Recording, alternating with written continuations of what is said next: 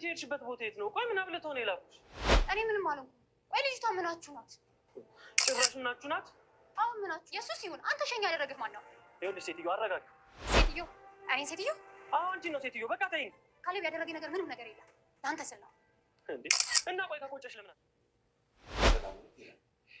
ከዚህም በኋላ ሰላም የሚሆን ይመስለኛል። እሺ መልካም። የሚፈለገው እሱ ነው። ምን ልታዘዝ? ስንት ጊዜ ልስጣችሁ እዚህ ቤት የምትቆዩ?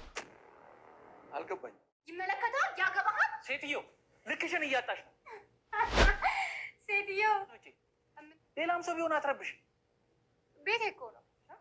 አንቺ ስርዓት ያዥ እሺ። ስሚ ጠቅልዬ እዚህ በርሜል ውስጥ አልከትሽ ውጪ እሺ። መዋጋት ጀመርሽ። እያልክ ያለው እኮ እንደዛ ነው አይደል እንዴ? አስቢው፣ ከሰራተኝነት ወደ ቤት እመቤትነት ይችላል። እኔ እንደዚህ እንደቀለድክ አትቀርም። ሚስት ነኝ፣ ድርሻ አለኝ። እሺ እኔስ መች ካለ እሱማ ምንም አይመጣም። ግን ለምን ችግር ውስጥ ገባለሁ? ቆየች እኮ ታዲያ። ቲና የካሌብን አባት ከቤታቸው አባረረቻቸው። ያሳዝናል። አባባም እንግዲህ ሻንጣውን በመያዝ ጎዳና ላይ ወጥቶ ይገኛል። ካሌብ በዚህ ጉዳይ ምንም አይነት መልስ አልሰጠም። አንድ ነገር ከተናገርክ አንተም ልክ እንደ አባትህ ነው የሚደርስህ፣ እጣ ፈንታም ልክ እንደሱ ነው የሚሆነው። እዚህ ቤት ሻንጣን ይዘህ ከመውጣት በፊት ብታስብበት ይሻላል ለምትናገረው ነገር በማለት ቲና ካሌብ አባቱን እንዳይረዳው አድርጋለች። ከአሁን በኋላ አንተ ለእኔ ሰራተኛ ነህ፣ እኔ የምለን እያንዳንዱን ነገር ታደርጋለህ በማለትም ቲና ለካሌብ አስጠንቅቃ ነግረዋለች። ዳኒ ትሁትን ከቤት ሰራተኝነት አልፎ የቤት ባለቤትነት ትሆኛለሽ፣ አንድ ቀን ይሳካል ህልምሽ፣ ደስ አይልም እያለ እንግዲህ ያሞገሳታል። እኔ ምን አይነት ገረድ እንደሆንኩ አውቃለሁ፣ አንቺ ግን ይህ ምን አይነት ገረድ እንደሆንሽና የማን እንደሆንሽ ታውቂያለሽ በማለትም ትሁትን ቲና ጠይቃታለች። አጅሪት ቲና እንግዲህ ያው ቤቱ ገና ለገና የራሷ ስለሆነና ብቻ እየደነፋችባቸው ነው። በዚህም የተነሳ ቀጣይ ወጪው አንቺ ነሽ፣ ስለዚህ ጥንቃቄ አድርግ እያለች ትሁትን 30 ጊዜ እየተመላለሰች ወደ ኪችን ማስፈራራቷን ቀጥላለች። ትሁትም አሁን ውጭልኝ ከፊቴ፣ ያለዛ ከዚህ በርሜል ነው ጠቅልዬ የምከትሽ አለቻት። በሌላ በኩል እንግዲህ ካሌብ ኤደንንማ እንደዚህ ድራማ ልሰራባት አልፈልግም፣ የኔ ሚስት ተቀማው ብዬማ በሰው ሚስት ላይ ላሟረት አይገባኝም በማለት አባባን ሀሳቡ ሊደግፈው አልቻለም። እኔ ክፋትና ተንኮል ማሰብ ይጠፋኛል፣ ልስብበት ካልኩ እንኳን በእቅድና በፕላን ነው እንጂ እንደው ዝም ብዬ የምጀምረው ነገር አይደለም በማለትም አባባን ከዚህ ስራ ወይም ደግሞ ከዚህ ተንኮል በድጋሚ እንደማይቀላቀል ነግሮታል። ታዲያ ለምንድነው ሁሉም ነገር ናት ቲና የምታመጣውን ነገር ማታመጣ? ከዚህ ቤት እንደሆነ ማባረር ያለባት ይኸው አንተ ጀምራለች፣ ቀጣይ እኔ ነኝ፣ ስለዚህ ሁሉን ነገር እንንገራት ይላል አባ። አይ መረጋጋት አለብህ ይለዋል። ኤደንም እንግዲህ መታ ከነ አባባ ጋር ሻይ ቡና ካለችም በኋላ ዳኒና ካሌብም ተፋጠዋል። እነሱም ነበሩ። ዳኒም እንግዲህ ከቲና ጋር ወጣ ብሎ ቆይቶ ወደ ውስጥ ሲገባ ኤደንን ሲያገኛት በጣም ነበር የደነገጠው። እንዴት ልመጣ ቻለች? አሁን ቲና ውሸቴን አወቀችብኝ አላወቀችብኝ እያለ ሲርበተበትም ነበረ። በዚህ የተነሳ እንግዲህ ኤደን ብልጧ መሰሪ ስለሆነች ምንም እንደማታውቀው አድርጋ ሰላም እንዴት ነሽ ኤደን እባላለሁ በማለት እንግዲህ ፈጠን በማለት ቲናን ትታወቃታለች። ቲናም እንግዲህ ቲና እባላለሁ በማለት ራሷን አስተዋወቀች። የካሌብ አባትም እንግዲህ ኤደን እኮ ልትወጣ ስትል ነው የደረሳችሁባት እና ሸኟት ይላቸዋል። ካሌብ በልሸኛት ተባለ። ካሌብም እንግዲህ እሺ ይላል።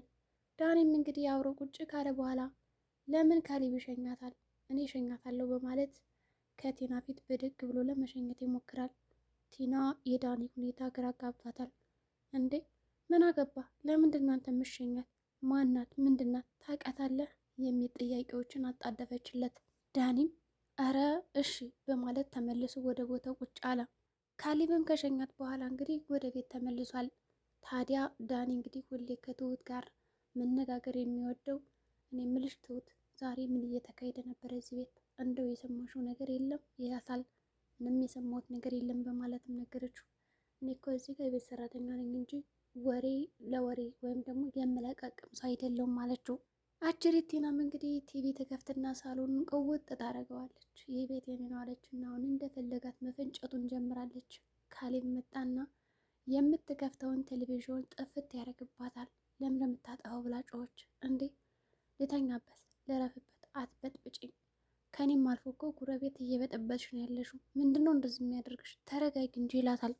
ምን አገባ፣ ይህ ቤት የኔ ነው፣ እንደፈለገ ነው የምሆነው። ከዚህ በኋላ ጥርግ ብላችሁ የራሳችሁ ጉዳይ እያለች እንግዲህ መነጋገር ጀመረች። የካሌብ አባት መቼ ነው የምትወጡት ከዚህ ቤት በማለትም በግልጽ ጠየቀችው። አባም ወዴት ነው የምንወጣው ልጅ በማለት እንግዲህ በተረጋጋ ሁኔታ አናገራት። ይህ ቤት እኮ የኔ ነው፣ ሌላ ቤት ፈልጉ የምትኖሩበትን አለቻቸው። የካሌብ አባትም እንደዛ ነው ልጅ፣ እሺ እንፈልጋለን፣ ጊዜ ስጭን በማለት አስታወሳት። በሌላ በኩል እንግዲህ ቲናም ከተናደደች በኋላ ዳኒን መከታተል ጀምራለች። ዳኒ ከእሷ ተደብቆ ኤደንን ለማግኘት ወጣ ወጣ እያለ ነው። ቢሆንም አጀሪት እንግዲህ ምንም ልትከታተለው ወይም ደግሞ ፋታ ልትሰጠው አልቻለችም። እየተከታተልሽ ነበር እንዴ? ምን ትሰሪያለሽ ከኋላ ይላታል። አይ ምንም፣ በቃ አሁን ከአንተ ጋር የሆነ ጊዜ ማሳለፍ ፈልጋለሁ። ቲና ይሄ ነገር አልበዛም እንዴ? በቅጡ አድርጌው እስኪ፣ ሰከን በይ እስኪ እያለ መጮሁን ቀጠለው። ከዛም ኤደንን ሊያገኛት የነበረውን ቦታ ይሰርዝና ወደ ቲና ሄዳል። ለማንኛውም ነው እስኪ የሆነ አካባቢ እንሂድ አይን ያለድን ብሎ እንደው ሁሉን ነገር ነው ድፍረሰስ ያደረገባት። ወደ ቤት ነበር ሰተት ብለውም የገቡት። ወደ ቤት ከገቡ በኋላ እንግዲህ አጅሪት ገና ለገና በባንክ አካውንቱ ያለውን ገንዘብ ለመካፈል አሁንም ሩጫዋ አለ። አሁንም ቢሆን እረፍት የላትም። ካሌብ መቼ ነው ደግሞ እዝጋ የምታካፍለኝ? እኔ እናንተ በትዳር ላይ ሆነን ያፈራናቸውን ሀብቶች እያንዳንዱ ጠቅላላ መካፈል እፈልጋለሁ ብላም ጠይቀዋለች። ካሌብም እሺ ብሏታል። የካሌብ አባትም እሺ በማለት እንግዲህ ፌክ አካውንት ያዘጋጀና የባንክ ደብተሩን እንዳለ ፊት ለፊቷ እሷ እንድታየው ቁጭ ያድርግላታል። አባ ግን ትክክለኛውን ሰነድ ግን የት ነው ያደረግከው? እንደው እንዳታቅበት ይሄ ነገር ከባድ ነው የሚሆንብን ይላል ካሌብም። እውነት ነው የካሌብ አባት እንግዲህ እስካሁን ነገሮችን በጥንቃቄ እያስኬደ ነው ያለ። ነገር ግን የፎርጅድ ፌክ ወይም ደግሞ ካወቀችው ቲና በእርግጠኝነት እሷን ማጭበርበሯን ትቀጥላለች። ለማንኛውም ይሄንን ወረቀት አሳያት ትለዋለች። ደብተሩንም ፊት ለፊቷ ቁጭ ያደርግላታል። ወደ ውጭ ቆይታ ወደ ሳሎን ስገባ ታየዋለች። ጮኸች፣ ጨለለች፣ በቃ ሰተታረች እና ወደ ካሌብ መኝታ ክፍል ከገባችም በኋላ ካሌብ ምን እየቀለድክብኝ ነው ወይስ ምንድን ነው ትለዋለች። የምን ቀልድ ነው የምታወሪው ቲና? ዞር በይልኛውን ላጥናበት ይላታል።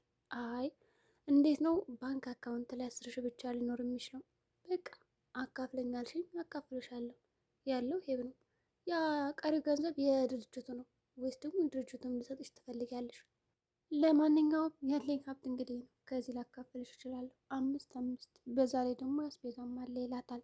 እንደዚህማ ሊሆን አይችልም፣ የት ሄደ ያ ሁሉ ገንዘብ ትልና ድብን መቀጠል ትላለች። ዳኒ በጣም ተጨናንቋል። አሁንም ቢሆን የካሌብን አባት እየሄደ ኧረ አባዬ እባክህ አንተ ነገር አድርገኝ፣ እኔ በዚህ ጭንቀት ውስጥ መኖር አልፈልግም፣ እውነቱን ልንገራት እያለ ነው። ጋሽም እንግዲህ አይ እኔ ተናግሬያለሁ፣ ከተናገርክ አይቀር እንግዲህ ንገራት፣ ግን ደግሞ በተናገርክ ቁጥር የምታጣው ነገር እንዳለ አምነህና አውቀህበት ግባ ይለዋል። ለመናገርም ፈርቷል፣ ዝም ለማለትም ፈርቷል። ዳኒ 2 ልብና 2 ሀሳብ ነው ያለው። መቼስ 2 ወዶ አንድ አይሆን አይደል? ለጊዜው ዝምታ መርጧል። ያቺ ቲናም እንግዲህ ከዛ ቤት ነው የማባረራቸው እያለ ስትደነፋ እሱም ባክሽ ተረጋጊ እያለ አንዳንድ ምክሮችን ይለግሳታል። ሆኖም እንግዲህ እባክሽ ትንሽ ቆይና ከዛ እውነቱን ታውቂያለሽ ይላታል። እሷ ግን መረጋጋት የሚባል ነገር ስለማይታይባት ከዛ ቤት ምንቅር አድርጋና ጎልጉላ ብታወጣቸው ደስታዋ ስለነበረ አይ በቃ ዛሬማ ይለይልናል በማለት ታይዘዋለች። በተለይ ደግሞ ምንም አይነት ገንዘብ እንደሌለው ካወቀችም በኋላ ሻንጣቸውን እያንዳንዱ ማዘጋጀት ጀመረች። ትሁትን በጣም ዘግታለች። አባ ይህ ነገር ግን ወዴት እያመራ ነው? ልጅቷ በጣም እየጨለለች ነው። አሁንም ቢሆን መዛቷን አላቆመችም ትለዋለች። አባም እንግዲህ አታስቤ ነገሩ በጥንቃቄ እየሄደ ነው በማለትም ያሳውቃታል። ትሁት ተረጋጊ በማለትም ወደ ራሷ እንድትረጋጋ ያደርጋታል። በመጨረሻም እንግዲህ አጅሪት መጣችና ውጡልኝ በማለት እንግዲህ በይፋ አሳውቃቻለች። የካሌብ አባትን ሻንጣ መጀመሪያ ነበር ቀድማ የሚያዘጋጀችው። ወደ መኝታ ክፍል ሄደችና እየበረረች ይኸው እቃችሁ፣ ይህን ቤት ለቃችሁ ውጡ አለቻቸው። ካሌብና አባቱ ምን እየሰራች ነው በማለትም ጠይቆን ነበር። ካሌብ ያው መኝታ ክፍል ናት የሆነ ሻንጣ ነገር እያዘጋጀች ነው ሲለው እንግዲህ አባ ካሌብ የምስለው ራሷ ቲና ልትሄድ ነበረ። ነገር ግን ነገሩ የተገላቢጦሽ ሆነበት። ታዲያ ምንድን ነው በእጅ ያዝከው ሰነድ ይለዋል። ይህማ ትልቅ ወረቀት ነው፣ ምናልባት እንዳታየው ብዬ ነው፣ ካየችው በጣም ነገሮቹ ስለሚበላሹ ሂጄ ያው ላምጣውና በእጅ ሊያዘው ብዬ ነው። በዛ ላይ ደግሞ ሰብራ ብገባ እስከ ቁም ሳጥኑ ይለዋል። እንግዲህ አባባ የያዙት ሰነድ በጣም ትልቅ ነገር ነው። ይህ ሰነድ ደግሞ ትክክለኛ ማስረጃ ያለበትና ቤቱ ድርጅቱ እንዳለ ያለበት ይመስላል። እንግዲህ ቲና በንዴት ያንን ሻንጣ ምታ ስትወረውርለት ምናልባትም እንግዲህ ያ ወረቀት ከወደቀ እውነቱን ልታውቅ ትችላለች።